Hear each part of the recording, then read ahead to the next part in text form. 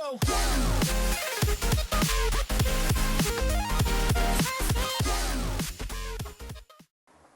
Salut Internet, bienvenue pour mon premier épisode de Faits Insolites. Quand j'étais petit, j'étais vraiment passionné par ça.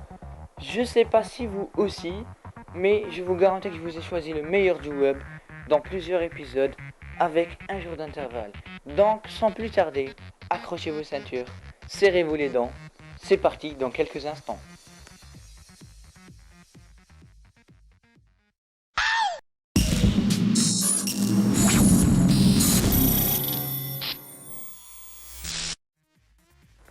On a tous connu ce trou dans le bouchon du stylo.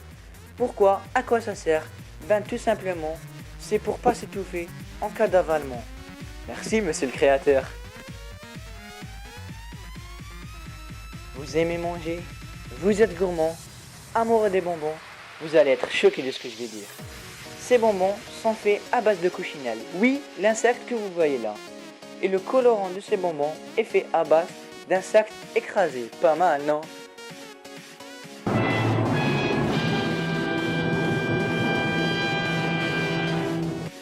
Petit conseil, évitez les bonbons avec trop de couleurs, comme ceux qui sont barrés dans la photo.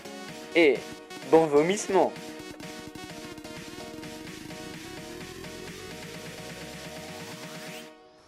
Vous voulez charger votre batterie 2 fois plus rapidement? Oui, c'est possible en activant le mode avion, tout simplement.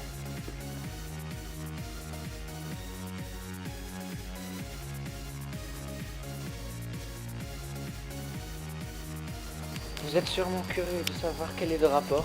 Ben tout simplement, cette vidéo va tout dire.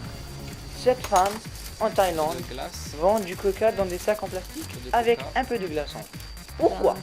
Tout simplement parce que les villageois sont un peu pauvres et ne peuvent pas s'offrir des coca. Donc, quand ils les achètent dans des sacs en plastique, ils ne payent pas le prix de la bouteille. Et ça aide à économiser.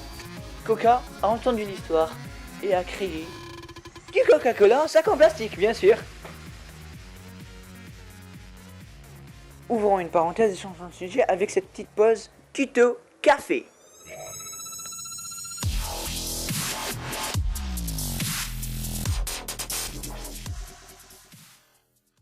En parlant de sac en plastique, j'ai voulu vous faire ce tuto du jour. Pliez le sac jusqu'au dernier pli, faites un petit triangle à la fin et remontez-le jusqu'au début, et au dernier pli, ouvrez-le et mettez le tout dedans et tadam! Un sachet qui prend pas de place. Pratique, utile, simple, qui prend pas de temps. Un jeune Britannique âgé de 19 ans souffrait de troubles obsessionnels compulsifs qui l'a poussé à arrêter ses études et à quitter son emploi. En 1983, sa mère lui dit: si ta vie est si malheureuse, tu n'as qu'à tirer une balle dans ta tête.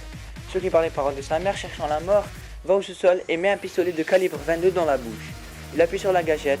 À l'hôpital, les chirurgiens trouvent que la balle a exterminé tout le lobe frontal gauche. George se réveille et trouve que son QI est toujours le même et qu'il n'a plus ses tocs. Il continue ses études et a obtenu son emploi. Merci de regarder ma vidéo. N'hésitez pas à liker, commenter et bien sûr de vous abonner. Et visitez mon Twitter et ma page Facebook. Les liens en description. Au revoir.